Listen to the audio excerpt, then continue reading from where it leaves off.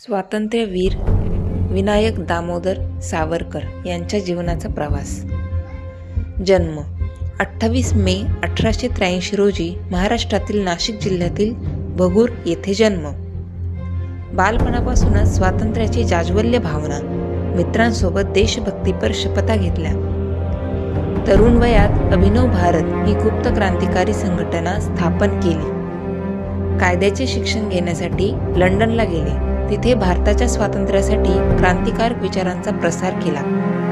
1857च्या उठावाला पहिले स्वातंत्र्य युद्ध म्हटले आणि त्यावर 1857चे स्वातंत्र्य समर हे पुस्तक लिहिले. 1910 मध्ये ब्रिटिशांनी अटक केली.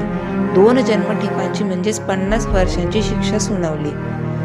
त्यांना काळ्या पाण्याची शिक्षा देऊन अंदमानच्या सेल्युलर जेलमध्ये ठेवले. तुरुंगातून सुटल्यानंतर अस्पृश्यता निवारण, समाज सुधारणा आणि राष्ट्रभक्तीचा प्रचार केला.